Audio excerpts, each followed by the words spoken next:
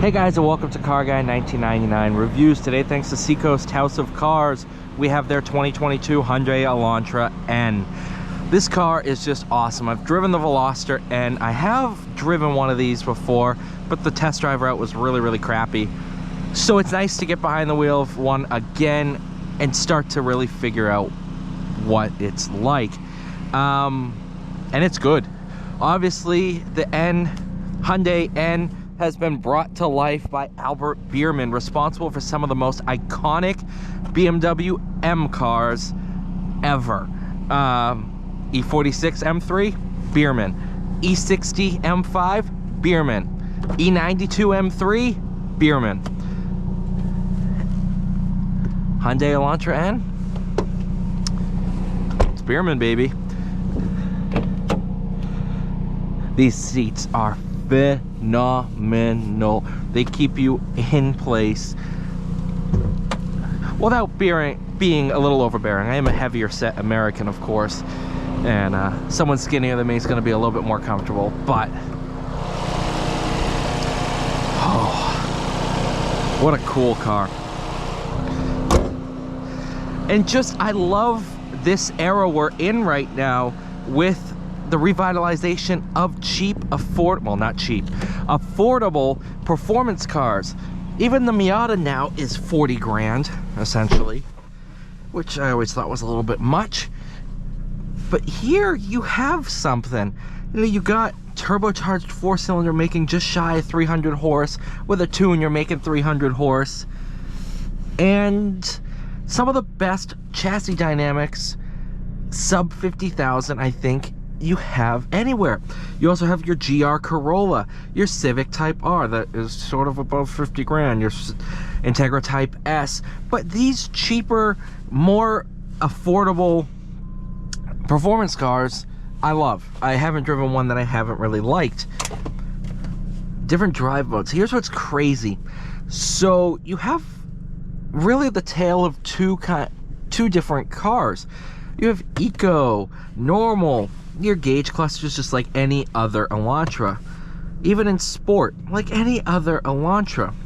But it's when you can obviously change your modes with this, but it's when you press this one, that is one of the best gauge setups I have ever seen, especially for performance driving. You have your oil temp, your engine temp, and then here you can go through your lap timer, your G meter, your tire pressure, and your turbo PSI.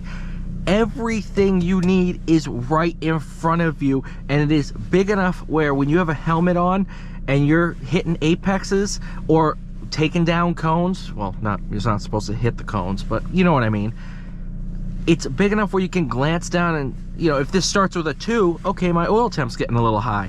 And you can see your PSI, your torque, you know when you're building boost. It's perfect. What I also love is your buttons on the steering wheel are set further in. Look at my palms and the meat of my thumb. It is not hitting these controls unless I try to. When you are turning, doing things like this, you're not hitting the voice, you're not turning volume up and down. I'm looking at you, Golf. Again, all stuff that performance-oriented buyers are going to love. And this is the kind of stuff you notice when you start spending more time with the car.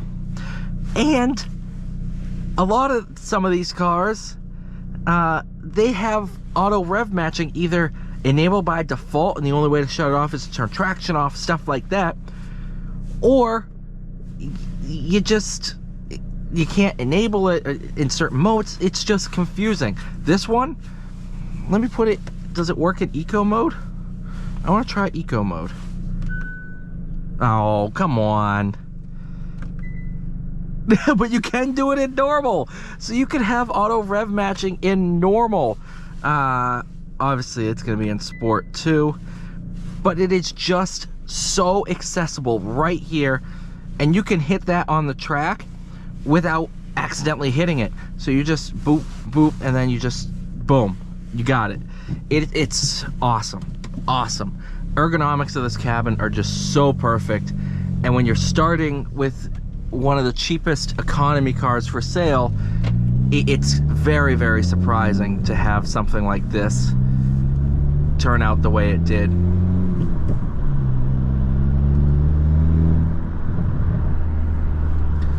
Those burbles are annoying? Put in an eco. Quiets down.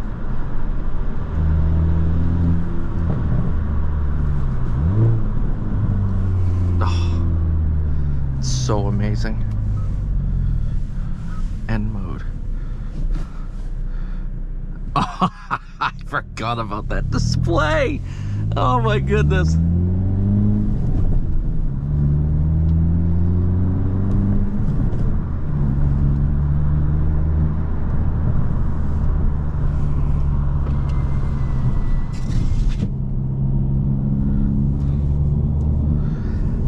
Something I just noticed in the circuit display, obviously when you're on a racetrack it's going to show a map, stuff like that, but the little dot is doing a lap of the N. It's so, such small differences that at this price point I wouldn't have expected,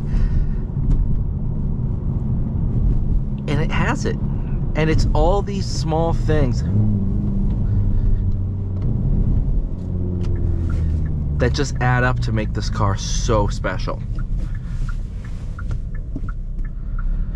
In terms of the sound, out of a Turbo 4, man, it's one of the better sounding ones out there.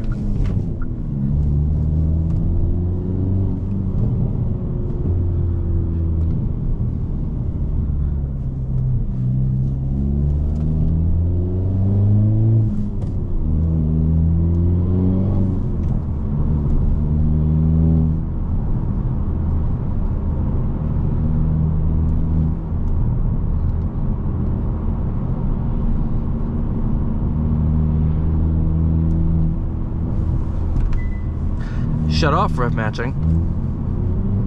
So easy to do yourself.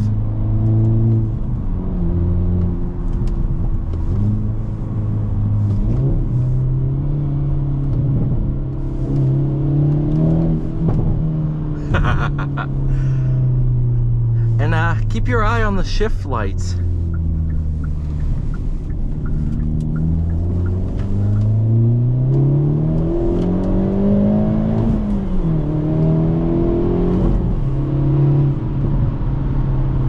Again, it's those small things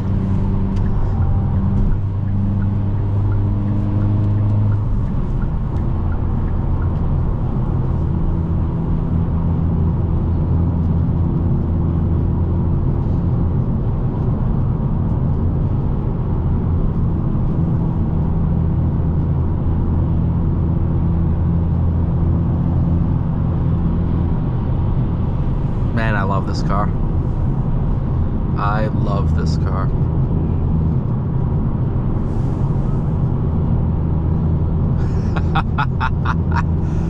Oh, you got all these. Oh, this is just one of the best performance cars for sale. And it, you know, you look at some of this stuff, oh, it's gimmicky. I don't care. This is all usable information for the performance driver and in performance driving situations.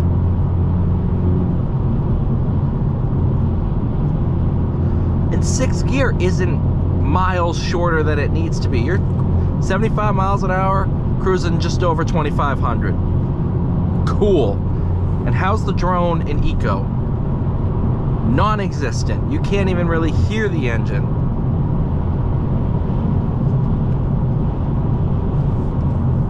And I love these. I love the buttons to change modes. This is just for a Hyundai product, man. This is impressively good.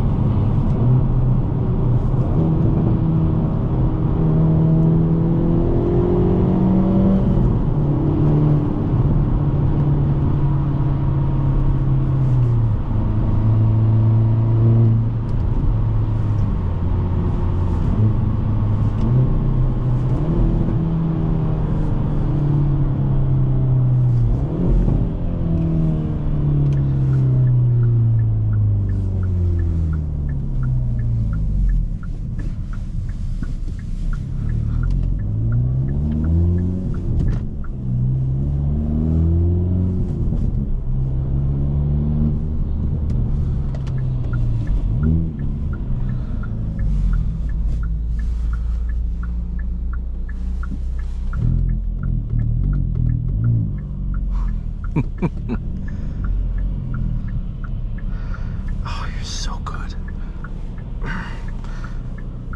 Oh, I like the new sign, guys.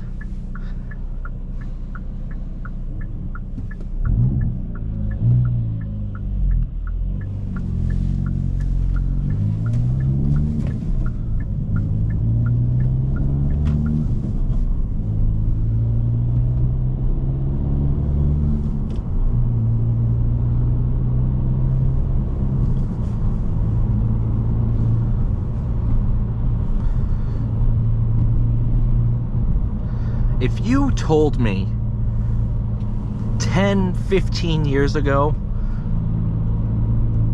well, 15 to 20 years ago, let's do that, because ironically, the Genesis Coupe came out over 15 years ago. Pretty insane to think about.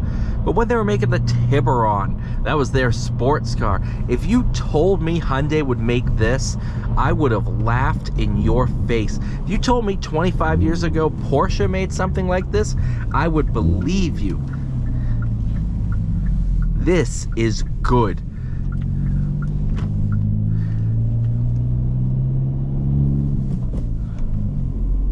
And if you're in an area you don't want the exhaust to be loud, boop, done.